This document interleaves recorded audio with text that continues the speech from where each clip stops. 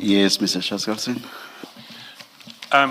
Chair, there are two separate issues to address here.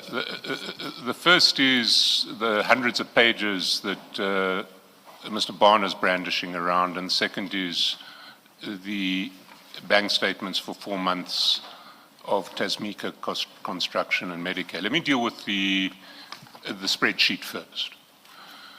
We will not refer to a single one of those pages. We've made that clear to Mr. Carrim's team. Why we gave it to them is that there is an infographic on page 505 of the bundle that they've had for some time. What we sent them electronically, and the infographics provides a summary of payments from municipalities in the area in respect of which Mr. Carrim is the ANC treasurer, to companies owned by Mr. Carrim. And it gives a breakdown of where the 336 million or 332 million that these municipalities have paid to Mr. Carrim, where it comes from. The infographic provides a summary.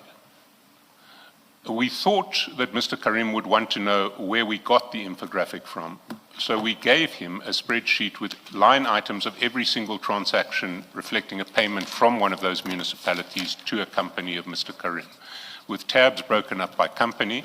And we made clear to him we're not going to refer to any of those line items. They are totaled, but if he wants to total them himself just to check that our numbers on the infographic are right, he can do that. If he wants to dispute any of those transactions, he can do that. He had that electronic spreadsheet, which is really the only sensible one.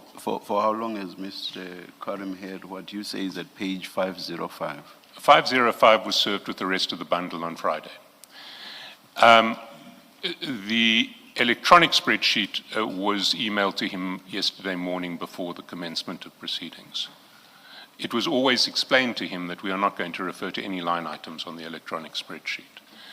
That leaves the bank statements for Tasmika and Medicare that were provided this morning. And the background to their discovery is the following. Yesterday in evidence, Mr. Carrim told us for the first time that he had had sight of Medicare bank statements over a period in 2024. This was material that should have been put in a statement, which in turn ought to have been furnished Friday, not last week, but the week before. It wasn't put in the statement, which was furnished 5 days late on Wednesday. So we hear this for the first time yesterday. Following from that, I was going through the Medicare bank statements at 5 o'clock this morning, looking to see what SAPS inflows were there to interrogate the version of Mr. Carrim in relation to the terms of his loan agreement and the idea that he was going to get 10% of all SAPS inflows, but he had waived all of that. I wanted to see how much money he had waived.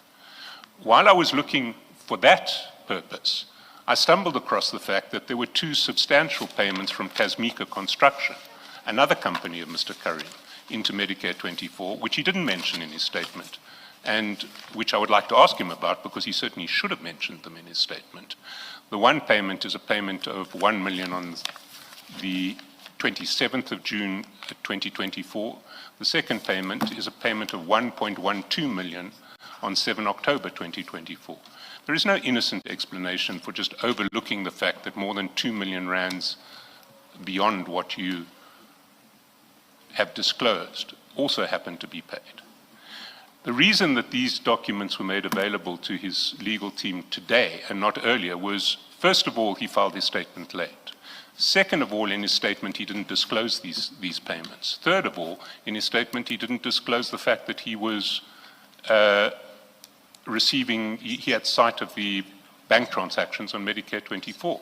In any one of those 3 respects, they would have had these bank statements more than a week ago. So they can't complain about getting them now. And the bank statements really reflect 4 payments, two payments which I've described on both sides. If they want 45 minutes to take an instruction from Mr. Carrim, if they want an hour to take an instruction from Mr. Carrim, I can understand that. They need to understand what his version is, whether he was concealing them, whether there is an innocent explanation. But an hour is more than enough to do that. They then make the allegation that the contra spreadsheet that we gave them, just to show that not only do these numbers match, but in fact, they are shown by FNB to be the same transaction by virtue of the contras. They make the suggestion that we have had that document and withheld it from them. That is a very irresponsible suggestion.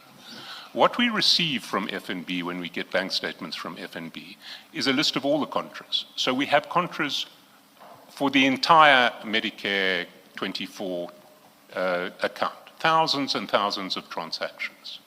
We don't search on that set of transactions for Tasmika construction unless we have reason to search for Tasmika construction. This morning, I had reason to search for Tasmika construction. So I searched for Tasmika construction and identified the two entries that were provided to them this morning. I then copied those two entries into a separate spreadsheet this morning, sometime between 5 and 6, and gave it to them. Nothing has been withheld from them. They received that spreadsheet within 15 minutes of its creation. They can look at the metadata of the spreadsheet. So in our view, they are entitled to a short stand down to take instructions on the documents that they withheld from us and that we have now discovered, or the information that they withheld from us and we have now discovered. They're certainly not entitled to a postponement. Thank you. Thank you, Mr. Chaskalson. Chair, just to be